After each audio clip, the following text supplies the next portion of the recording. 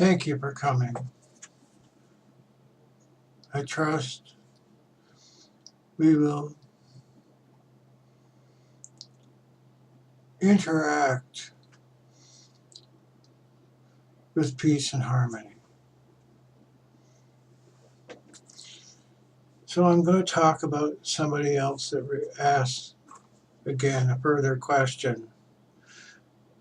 And she thanked me for my previous videos. So I'm just doing this so that she will know that this is directed to her. I talked a little bit earlier about having a number of different objectives with every action you take. Okay, science is now just starting to understand this concept. And so when they do testing in some of the space programs, they will do multiple experiments as long as the results from one don't interact with the results from another experiment. So that's what's known as getting more bang for your buck. Okay. This video is talking about people that are rich or have money and the problems that they face becoming self-realized because of it. And so I probably am going to post the stuff that doesn't identify her. I think one of the biggest worries that I have that has always stuck with me, will I have trouble becoming self-realized? Even though I know intellectually that I already am realized, I just don't feel it yet because of my material possessions. I guess the words that have always stuck with me have been, it's much easier for a rich man to pass through the eye of a needle than it is for him to enter the kingdom of heaven.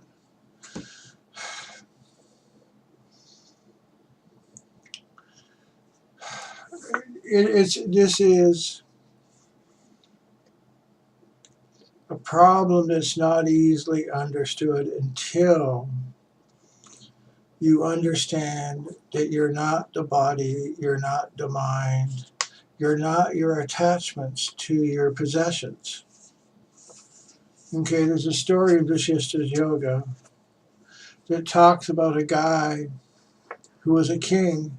He abandoned his kingdom to do austerities.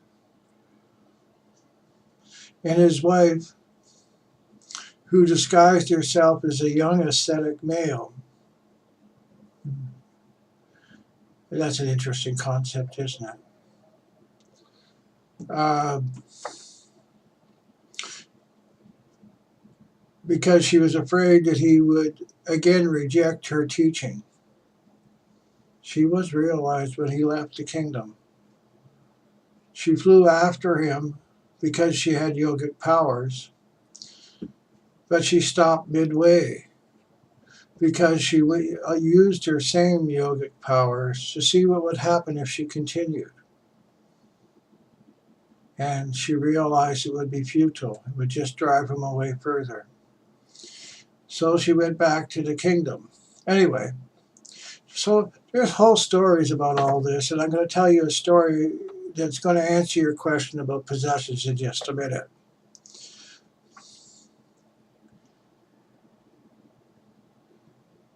Shikajiva, when told by Kudela, who had taken the male form of a person named Kumbha, which means pot. Okay, she claimed that she was the son of Brahma.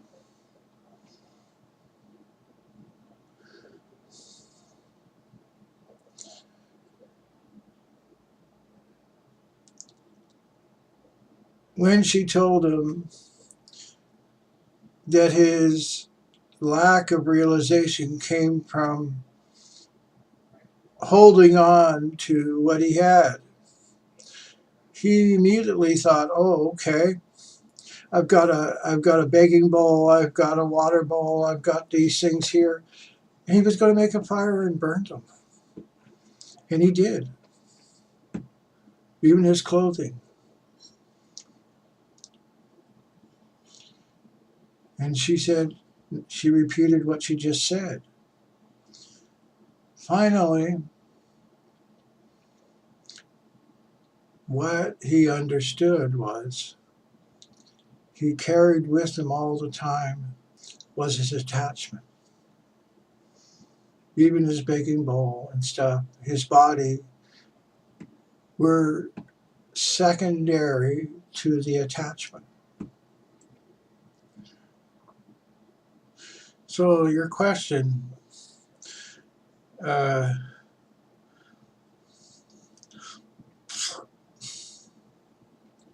here's your question here, and this is how this is all applied to that. I am not rich, but I am not destitute either, and I have a reasonably successful business and a family that I love. Will I lose all of this if I become self-realized? Okay, so this story is a one-to-one analogy with a Shukajiva. My own guru said, when you got rid of attachment, it's okay to have things. And he used this one day in context with somebody wanting to get the powers. And what he said was, well, first you should learn to walk. Okay, walk on the spiritual path before you learn to run. It's okay to have spiritual powers if they come to you. And then if you need them, you can pick them up, use them, and put them back down. So riches in this culture we live in is like a power. Use it, don't be attached to it. So, and I guess I've been thinking, my ABCs, I was going to do this video because I've been doing a series on neuropathy and having high blood sugar, and one person wrote and says, okay, my wife got rid of it, the neuropathy. And so I'm going to make a video about how you use tithing to keep the karma. See, all disease comes from karma. How to keep that karma away from you.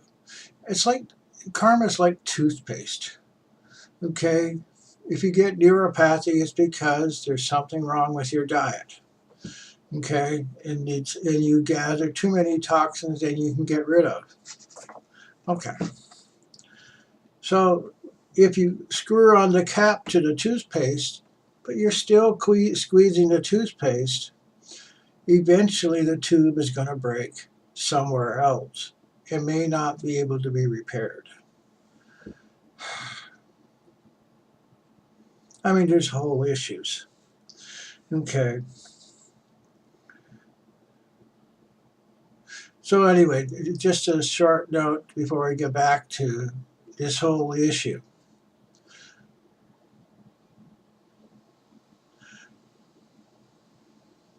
You can have money and still become realized.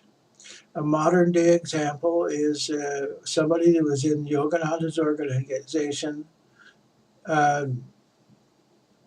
Everybody ended up calling him Saint Lin. He was a multimillionaire, and he left $6 million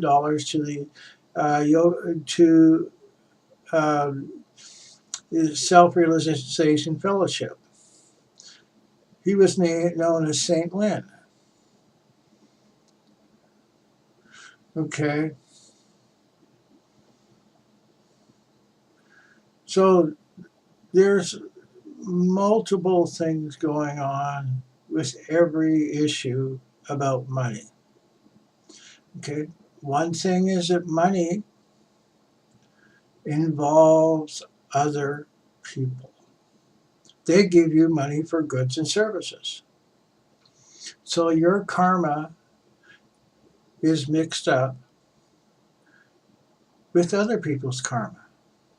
Now, people that want to win the lottery and all the other stuff have no idea.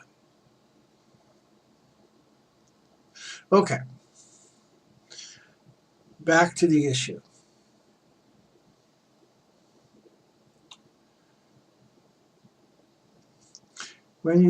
So if you have money, what you want to do is look for examples in history to tell you how to behave with the money. And the best story I think I can tell you about that is somebody that was named King Janaka. He was the emperor one time of India.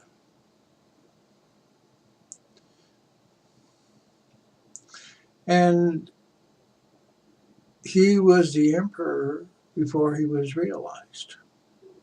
Okay, so this is similar analogy. He was even more worried than you were about his position. Not only was he making money, but he had to make decisions of life and death over people. He had to say where somebody had to be hanged or killed. This bothered him because he felt that karma on doing those decisions would hold him from self-realization. Does this sound familiar? So he was in a quandary.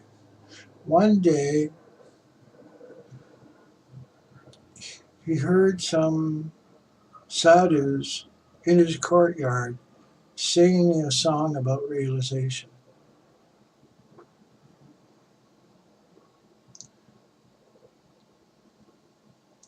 It struck him so profoundly, not because the song itself, but what it invoked inside him.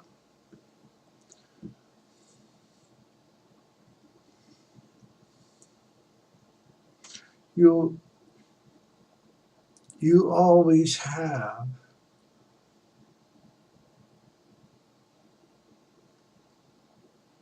the key to your self-realization inside yourself.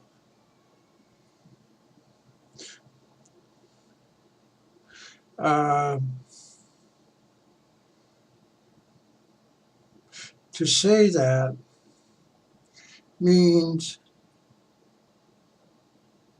that you can always pull on a chain to that state that's inside you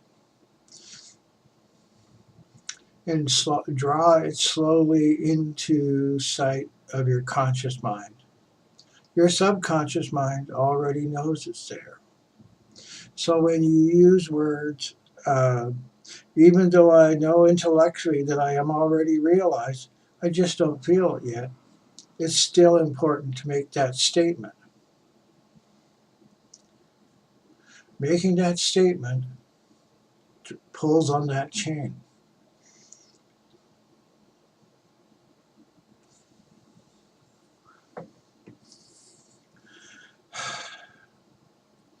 So Janaka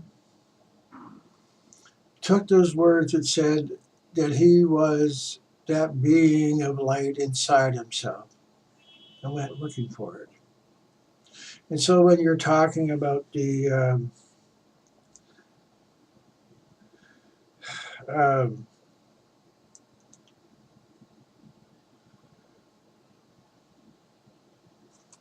you always do good. Here's the mantra, the English mantra that Swami Shivananda, the guru of my guru, said. Do good, be good, love, serve, meditate, realize. Make your mind peaceful. Make your mind happy. Nothing else needs to happen to make you realize who you really are. When your mind becomes filled with peace and love and joy, no one has to tell you where God is, because you will see God. It says in the Bible, in the Beatitudes, "Blessed are the pure in heart, for they shall see God." So when you're doing your meditation and you feel the flow, that flow is more important than the mantra. I actually have told people, okay, when you see the flow, stop meditating. Just watch the flow, because that's who you are. I want you to enter into that stream of energy to become that.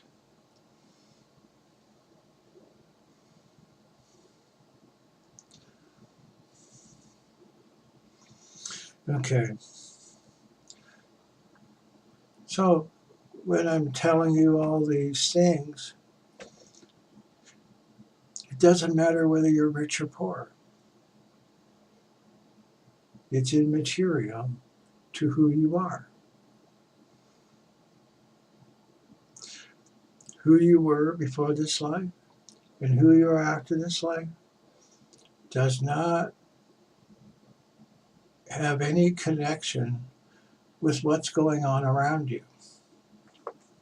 When you're talking about something being real,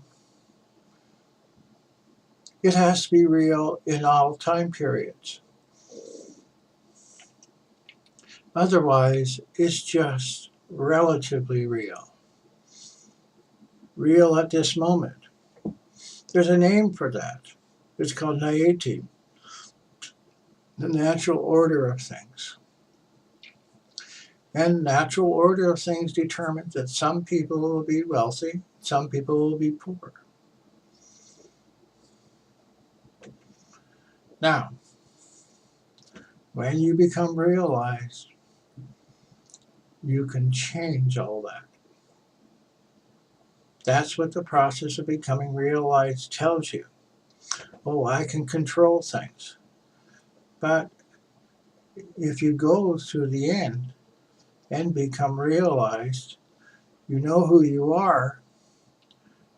It turns out the guy that created this thing, this reality that we see around us, is just another aspect of yourself.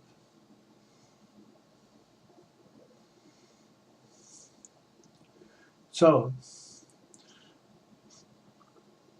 you've already done something. You created this. You've created it with a purpose. You are that being that created this. Are you now going to change your mind? Well, you might. But you always have to delay and think about, if you change it, how do you change it? And then there's always the issue of unintended consequences.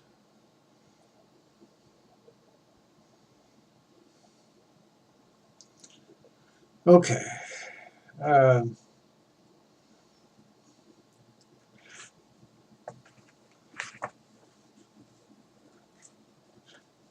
So I think I've answered the question. Do you think that I am continuously trying to do the right thing and help others? I will be able to keep my business and lifestyle and also progress on the spiritual path at the same time. Well, helping others makes your mind pure. Blessed are the pure in heart. When they say the pure in heart, they're talking about the mind and the heart together, that union. So you're going to see God. How long will it take? Well, there are things you can do to speed it up, like the Gayatri Mantra. Okay, that flow of energy has a physical analog. And it's called the Gayatri Mantra. I have a video called The Real Gayatri Mantra, and I may post links to a couple others on this video. But the Gayatri Mantra unlocks that energy, increases the flow.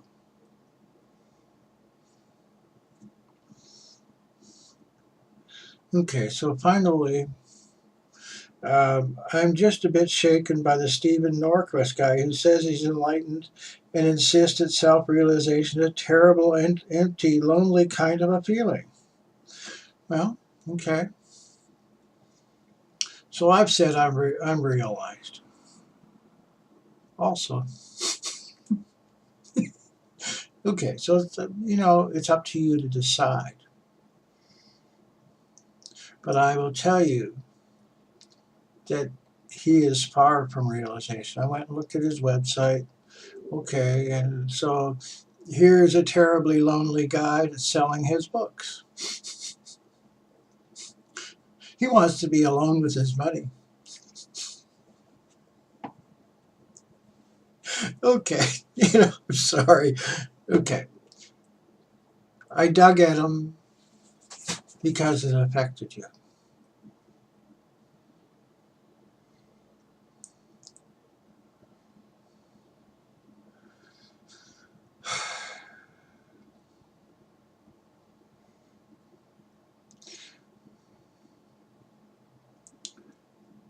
What you should take away is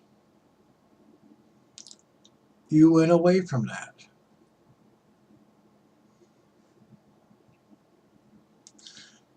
Being peaceful and happy have nothing to be with being lonely and things being terribly alone. If you want to know where he's at, okay, he has entered the void without leaving his ego behind. And when people take LSD, they sometimes go into this place because they didn't leave the ego behind. I had somebody that studies with me who had the state of samadhi before he came into this life. And when he first came to me, he said, I want to learn to have superpowers. And he had gone on to some of these psychic places, and he could do the little paper psychic wheels, make them turn just by his mind. So he was looking for ways to make it better. The reason why I'm saying this is that he had already an experience of samadhi. And when he was 5, he remembered that state, and he's been trying to get back to it ever since.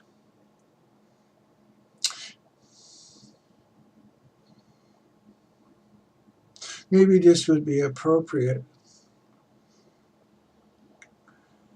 to talk about the mongoose who came to Yudhishthira's great puja. A puja is a ceremony in which you try to contact the universal spirit in some aspect or another.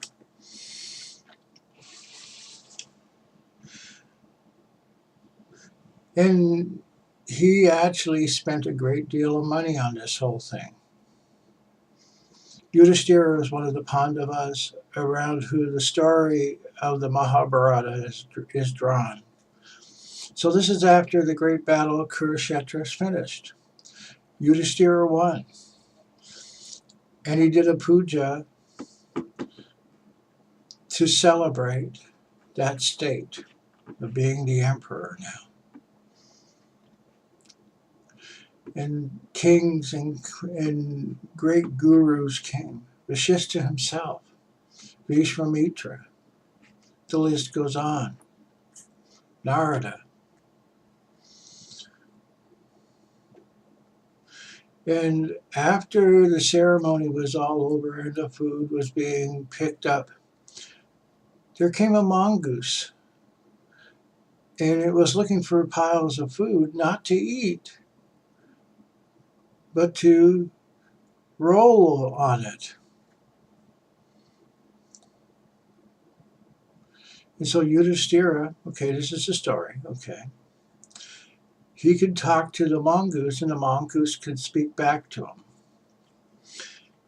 And the king said, well, why are you doing this strange antics? Why aren't you eating the food? And the mongoose says, well, I wanted to find what I found before. And so the king said, please tell me what your story is. And sat down in front of the mongoose. And the mongoose said, many years ago, I was living in a part of the country that was having a severe drought. And there was a family of Brahmins, a husband, a wife, to 2 kids. That always had been poorly fed, and they always managed to hold on to some rice. But this time it was entirely different. And they decided that they were going to make a meal of the whole thing.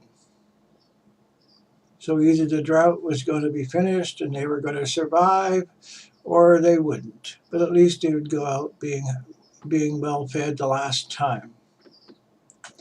So they made the rice and they were about to sit down. There came a knock on the door. And the father went and opened the door. And there was an elderly Brahmin with patched clothes on him with a staff. And he said, please, you are our guest, please come in. And he said, I'm hungry. And the father said, oh, please, we have enough food for you. We will share. And so, okay, the guy said, and then he sat down and he says, well, aren't you going to eat? And he says, no, it's our privilege is to have our guest eat first. So he didn't have to show that that was all the food. So the priest ate every piece he could find. And when he was finished, he got up and he brushed whatever grains were left on his hands. And he said to the Brahmin, the father, he says, do you know who I am now? Yes, they said, we know who you are, Lord Yama, the Lord of Death. He says, your time on earth is finished. Because of this great sacrifice, you are on your way to heaven. At that moment, the chariot from Indra came down and took them all up. They left their body behind. And Yama disappeared, the god of death.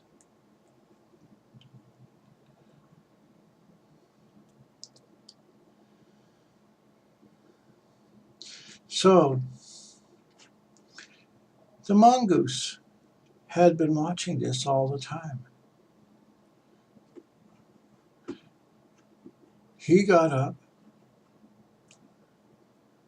and he picked up the bowl to see if there was any food in it, because he was hungry too.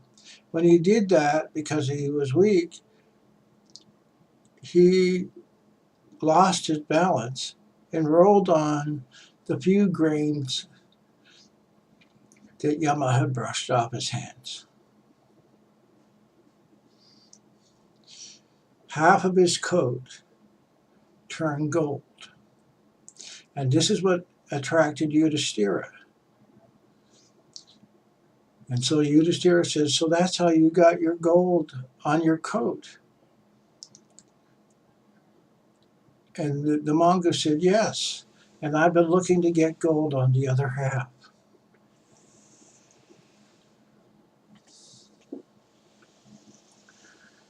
And unfortunately, as great as your ceremony was, it doesn't match that sacrifice.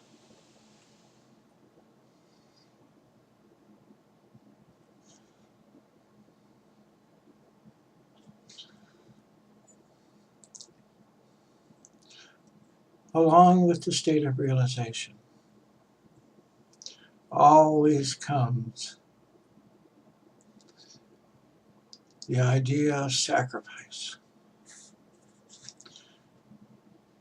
If you go back and look at old Mr. Norquist, there's not a word about sacrifice.